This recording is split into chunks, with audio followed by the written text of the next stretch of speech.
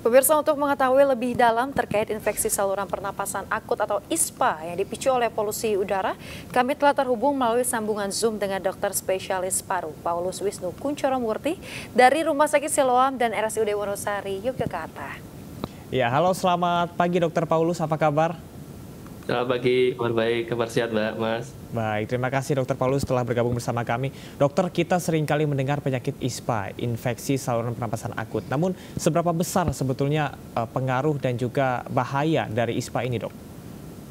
Ya, jadi ISPA ya, atau infeksi saluran pernapasan akut, ini suatu kondisi peradangan pada saluran napas atas yang dalam jangka waktu dekat. Bisa karena infeksi virus, bakteri, dan yang lainnya.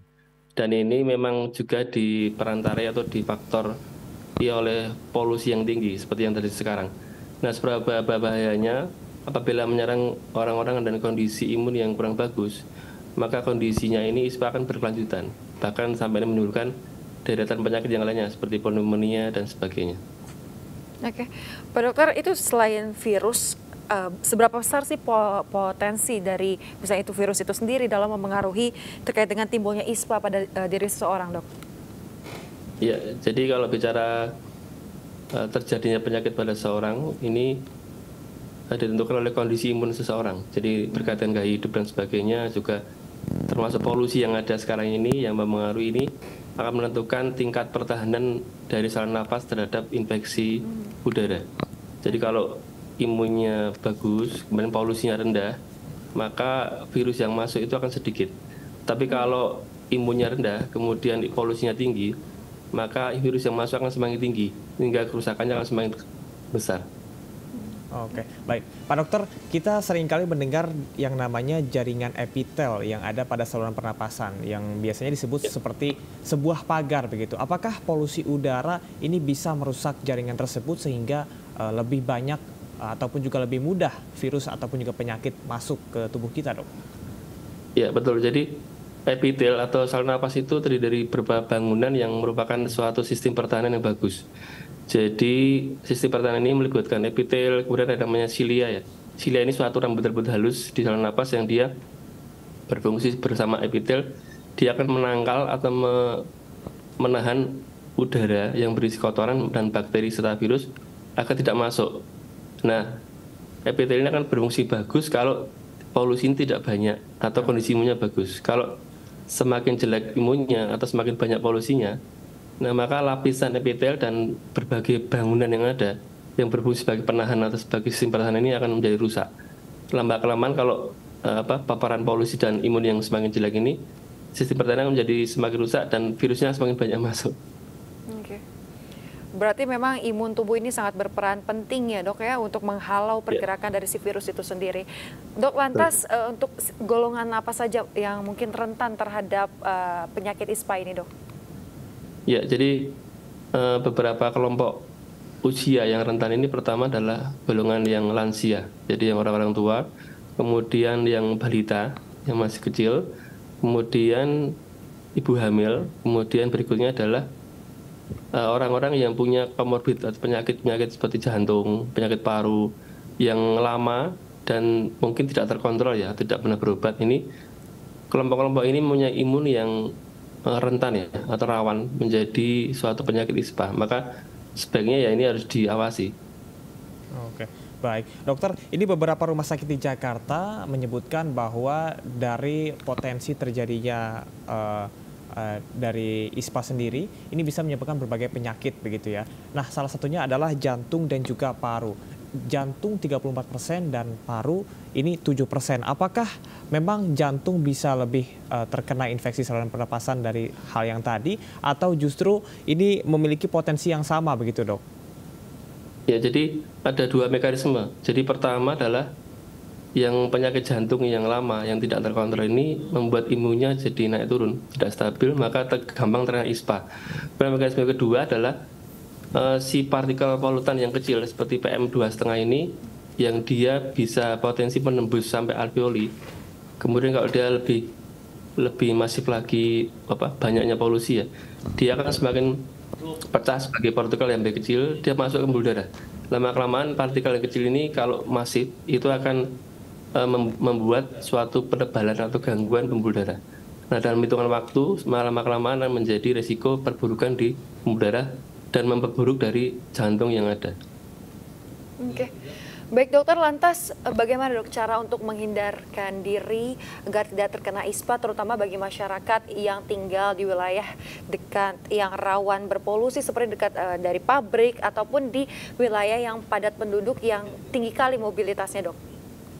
Ya, jadi bagi yang mobilitas tinggi, yang berada di daerah yang risiko tinggi ya, ini memang pertama kita sarankan untuk pemakaian masker. Seperti tadi diungkapkan oleh Menteri Kesehatan juga beberapa terkait juga masker yang dengan daya filtrasi atau daya saring yang tinggi, yang mungkin 90% lebih seperti N95, KN95 ini harus dipakai apabila memang harus beraktivitas di luar ruangan. Apabila tidak ada masker N95, ya terpaksa memakai masker bedah. Kalau bisa didobel. Kalau terpaksa memakai masker yang kain, ya harus didobel. Dan jangan lupa sering diganti, jadi jangan dipakai seharian. Kemudian membatasi aktivitas di luar ruangan. Kalau tidak perlu, kalau semisal memang keluar ya memakai masker. Bagi yang memang aktivitas berolahraga ini memang harus hati-hati ya, harus sering memantau ya. Kita harus memantau update kualitas udara tiap pagi. Jadi misalnya beberapa sumber akan mengupdate misalnya kualitas udara pagi ini seberapa. Kalau ternyata aginya terlalu tinggi, misalnya 150 lebih, disarankan tidak berolahraga di luar. Jadi usahakan mungkin olahraganya di dalam ruangan saja. Oke, baik. Dokter, dalam berbagai isu kesehatan manapun biasanya kita selalu concern dengan yang namanya anak-anak dan juga balita. Nah, apakah anak-anak ataupun juga balita ini sangat rentan untuk bisa terpapar polusi sehingga menyebabkan berbagai penyakit? Dan apakah ini mempengaruhi tumbuh kembang sang anak? Karena kalau misalnya kita tahu bahwa balita ini merupakan salah satu golongan yang memang masih dalam masa pertumbuhan, dok. Ya, betul. Jadi adanya suatu polusi yang lama, yang masif, yang banyak, ini apabila tidak dicegah, terutama pada balita ya. Seperti kita tahu bahwa balita ini mempunyai sistem pertahanan atau imun yang belum sempurna, belum lengkap seperti kita. Jadi saluran nafasnya itu masih dalam masa pertumbuhan. Sistem pertahanan, epitel, silia, dan sebagainya masih belum komplit. Sehingga kalau terjadi polusi tinggi dan terus-menerus ini belum mampu untuk menangkal polusi yang masuk. Nah, kalau ini terus-menerus masuk, partikel yang PM2,5 ini yang masuk. Kemudian nanti lama-kelamaan kalau tidak ditangani, dia akan mengendap dalam tubuh. Nah, jangka lama, dia pertama merusak dari berbagai komponen paru, seperti bronkus, alveolus, dan jaringan paru. Nah, potensinya kalau di masa dewasanya nanti dia bisa timbul misalnya pneumonia, kemudian juga gampang terjadi infeksi TBC, dan mungkin bisa terjadi PPOK dalam masa tuanya nanti. Oke. Baik dokter, tadi Anda katakan sebelumnya bahwa imun tubuh ini berperan penting untuk menghalau perkembangan virus di dalam tubuh. Lantas mungkin adakah saran terkait dengan multivitamin atau obat-obat khusus yang bisa dikonsumsi oleh masyarakat saat ini, terlebih dengan situasi polusi udara yang begitu memprihatinkan, dok? Ya, jadi bicara imun tubuh maka kita bicara gaya hidup yang sehat ya, Mbak. Jadi gaya hidup sehat tidak hanya masalah makanan, tapi pertama adalah kita lihat istirahat yang cukup, kemudian makanan yang lengkap gizinya. Jadi tidak hanya vitamin, jadi kita urutkan dari mulai karbohidrat, protein, lemak, sayur, buah, susu, dan proteinnya nanti lengkap semuanya. Kemudian harus teratur, tidak boleh hanya sehari sekali, jadi harus sehari 3 kali. Selain itu juga kalau bisa olahraga dengan kondisi sekarang mungkin olahraganya indoor saja. Dan juga pengaturan stres, yang ini mungkin dilupakan ya. Jadi di kota besar harus mengendalikan stres, sehingga dengan istirahat cukup, pola makan yang bergizi, pengaturan stres dan olahraga ini, dan juga satu lagi, tidak boleh merokok. Ini nanti akan imunnya akan menjadi stabil. Oke, tadi dokter sempat menyebutkan, Yasmin dan juga pemirsa, bahwa kalau bisa olahraganya indoor aja gitu. Nah, tapi mungkin ada beberapa masyarakat yang memang biasanya sudah terbiasa untuk berolahraga outdoor ataupun juga di luar ruangan. Nah, yang menjadi pertanyaan, apakah apabila kita memaksakan diri untuk outdoor ataupun juga berolahraga di luar, apakah itu berbahaya, dok? Karena mungkin sistem respirasi bekerja lebih cepat. Ya, jadi memang yang sudah terbiasa di luar, kadang kalau dipaksa di dalam agak kurang nyaman ya.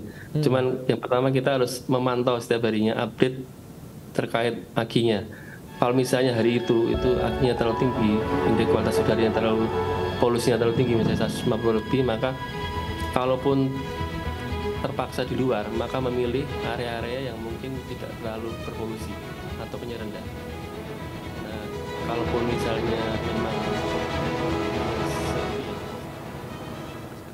cuman karena kita tahu bahwa Oke, baik. Memang kalau kita lihat ya Yasmin, infeksi saluran pernapasan akut ini menjadi hal yang sangat penting untuk kita bahas karena ya dampaknya begitu luar biasa gitu ya, tidak hanya untuk orang dewasa saja, namun juga untuk golongan anak kecil ya dan juga balita karena masih dalam masa pertumbuhan. Tadi juga disampaikan bahwa beberapa hal yang sangat berpengaruh terhadap aspek-aspek kehidupan kita, mulai dari olahraga ya, kemudian juga aktivitas yang lain ya, dan penting sekali tadi untuk makan-makan yang sehat. Kemudian juga untuk bisa menggunakan masker mungkin di luar ruangan untuk bisa menyaring udara yang masuk ke dalam tubuh Terus kita. tadi juga jangan stres dan buat para pria khususnya ini jangan ngerokok dulu ya demi kesehatan kita semuanya ya. Betul. Baik, terima kasih perbincangannya hari ini Dokter Paulus.